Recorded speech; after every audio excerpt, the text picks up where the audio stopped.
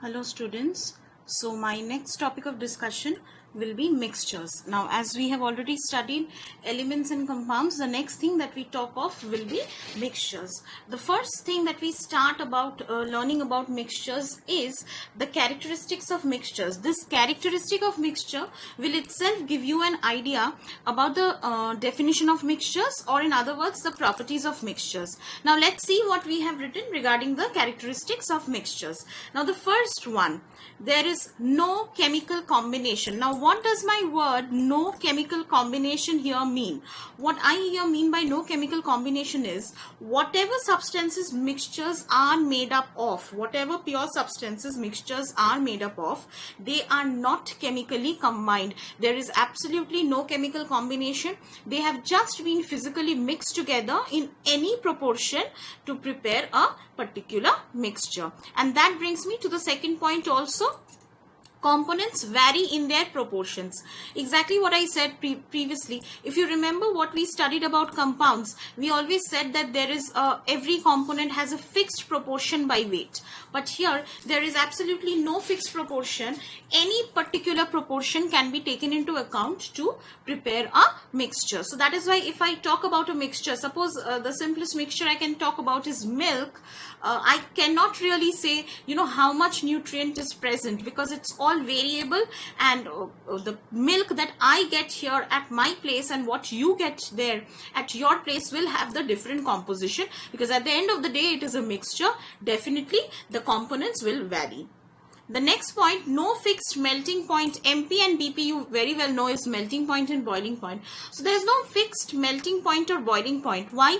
Again the same thing, because it's not chemically combined, the substances retain their own properties, and as a result they will all show different melting points and different boiling points. They will all show their own melting points and boiling points. You will not get one particular melting point or boiling point. The next thing that we see is it can be separated by physical methods. Simple physical methods can help you in separation. You do not need any chemical reactions. You do not need any chemical methods for separation, because they have also been mixed in a very physical or manual manner, and hence can also be separated very easily. No energy change. Now what do I mean by no energy change? So when a mixture is prepared, there's no change in energy, and obviously when a mixture is being broken down also, there'll be no energy change. In compounds we studied that there's always an energy change, but in mixture no such case of energy changes. Energy is not related in any way to the formation of mixtures.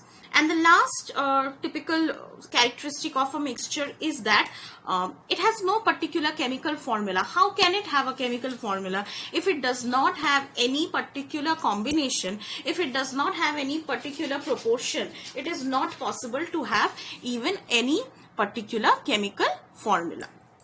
Now moving on, we move to the types of mixtures.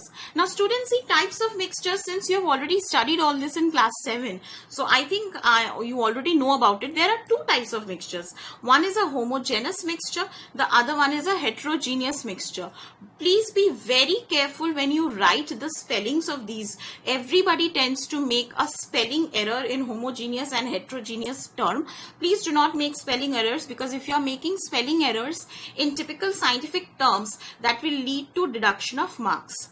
Okay, so what are homogeneous mixtures? I have written the keywords here.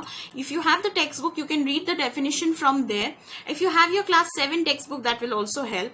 It is actually a mixture which is uniformly distributed throughout. So like in whichever part of the mixture you take out, whichever part of the mixture, or you try to assess whichever part of the mixture, you will see it's basically the same kind of combination that you see. For example, milk, air, fruit juice. I have given very simple examples from our day-to-day life, children. I have not given very difficult examples. Fruit juice is something that we all are consuming in our summer days. It's peak summer right now. Milk is something that you all are aware of, and of course air is something we cannot live without. So homogeneous mixtures are ones where there is no question of different distribution. It's all uniformly distributed. It is a mixture, but it is still uniformly distributed, so that any part you assess, it is going to have the same particular combination.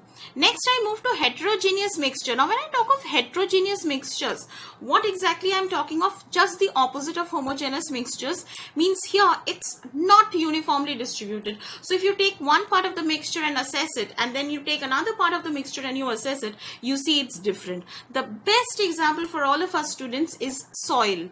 We all have, you might have a garden at home, you might not have, but all of you are aware of soil and all of you are aware of the types of soil. So the obvious thing that you will see is soil in your particular garden, the soil quality in your particular garden and maybe in our school's garden is different. Why is it different? Why? Because obviously the minerals present in soil is different.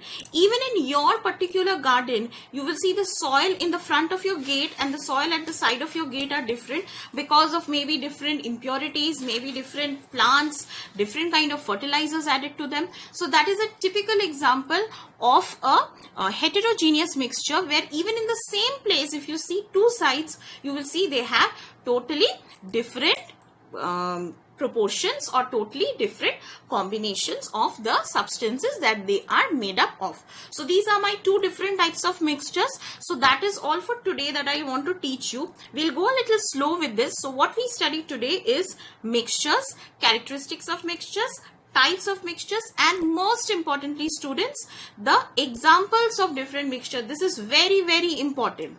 Next I move on to a worksheet. Now what I have done students is I have prepared the worksheet on the basis of whatever we have studied till now from this chapter. So please ensure that you are writing these questions in your exercise book and also the answers. The first question I have put up as state 5 differences between mixtures and compounds. I have given you the characteristics of compounds. I have given you the characteristics of mixtures.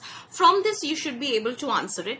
Then I have given you the question, name the following elements. You can clearly understand I have given you the symbols. You have to write down the names beside them. Immediately here only, wherever you are writing in your exercise book, no need to write it separately. Just beside it you can write down the name. And the last question that I have given is name 5 different mixtures. So 5 different examples of mixtures. When I talk of different mixtures, I meant examples of mixtures. So that is all for today. Please ensure that you complete the worksheet in this week itself. And if you have any questions, please put up in the comments. And our next topic of discussion next week will be separation of mixtures. Thank you.